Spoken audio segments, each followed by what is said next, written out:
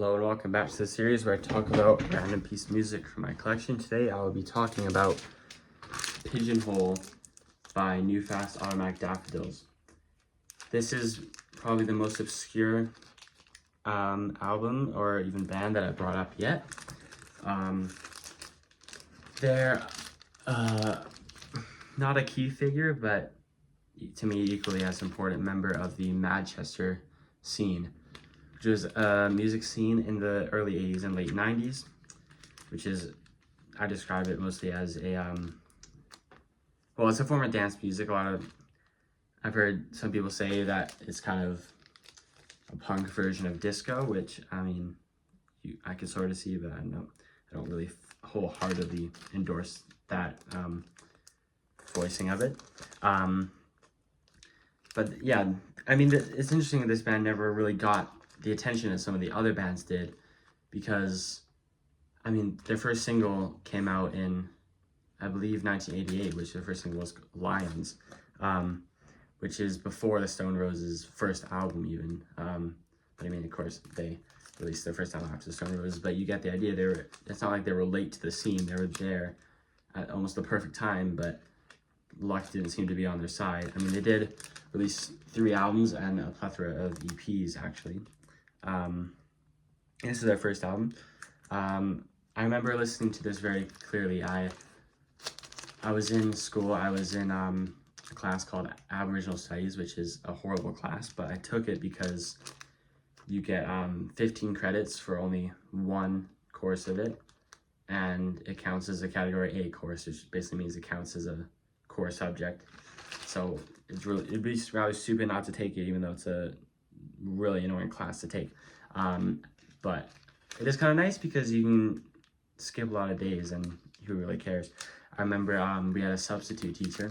Well, wasn't really a substitute because he was in the social down the hall, and I kept debating for the first like 5 minutes where he wasn't saying anything whether I should leave or not, and then I eventually decided to leave, and I made my escape, left, put on this album, and I was like, why the hell did it take me so long to listen to this? I knew one of the songs on it and liked it, but I just put it off for so long, and I was so glad that I finally heard it because I love the entire thing.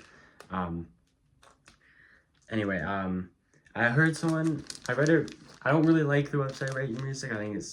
I have my opinions about it, but basically my summary of why I don't like the website, I feel like the charts on it are just going to stay the same for the next 1,000 years, because people will just continue saying that this album is good because this guy said this album is good, and opinions won't ever change on it. That's why I don't really endorse it.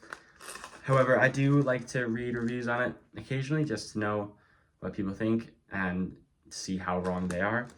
And someone left a review of this album that particularly resonated with me because it took me a while to kind of understand what he meant. And he said, I just remember one thing he said was, this album should have been so much better because of the EPs they released before this. And I thought that was too, because come on, this is a great album.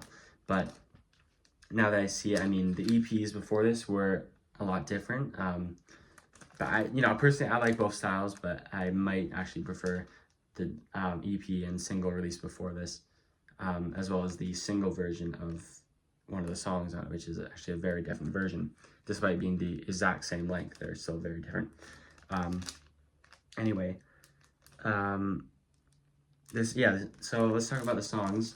It opens with Get Better, which it's just a great opener. It's like a soft, like guitar sound, like chord sound, just, I don't know how to describe it. And then, I don't really know how to describe it. They have this signature guitar sound that is like on all of their songs, where it's like an aggressive sort of sound that plays something that doesn't quite fit. I don't know. It's hard to describe it. You'll probably know it if you hear it. And then Fish's Eyes, which is another one that, another single off this album. Yeah, the guy in the radio music review also said that all the single versions of the songs were better than the album version, which I definitely think the single version of Big is better, but I don't really agree with the other two. Working for Him is another good one. I love the line, one of the controllers had 15 runners. I have no idea what it means, but it's pretty cool. Part 4 is the fourth song. It's actually part 4 to their 3-part song Music Is Shit from the Music Is Shit EP, which I read later on and didn't really know for that. Big is another one. I really don't understand why they recorded a different version or mixed a different version for this album, because the single version is clearly better, but I still listen to both, but I definitely prefer the single version. It's like their most kind of baggy song, if you could put a label on that. It's pretty cool. You're Lying When You Say You Love Me, a little bit not as memorable. I mean, yeah, I don't feel that you need to talk about all the songs, but that's kind of my experience with the album. I remember I ordered this on Discogs, and it was so stressful because I guess I never ordered from New Zealand before, and there was no tracking updates, and the tracking updates I did get on the New Zealand side made absolutely no sense. So I was on vacation while I thought it was going to be delivered. Turns out it came like 2 weeks later, and then whatever. But there we go, and it's signed by all 5 members of the band, and then came with a A4 poster signed by Andy Spearpoint, the singer. Pretty cool, and I love this stuff on the back. It's like instructions for mail ordering a t-shirt. Their t-shirts were pretty cool as well. They have the Music Is Shit shirt, which is pretty cool. I would love to wear a shirt that says Music Is Shit on it. I don't think anybody who see me wear that would understand the reference, and they just think I'm making a statement, not referring to a specific EP. But there you go. New Fast Automatic Daffodils, also known as New Fads, with Pigeonhole.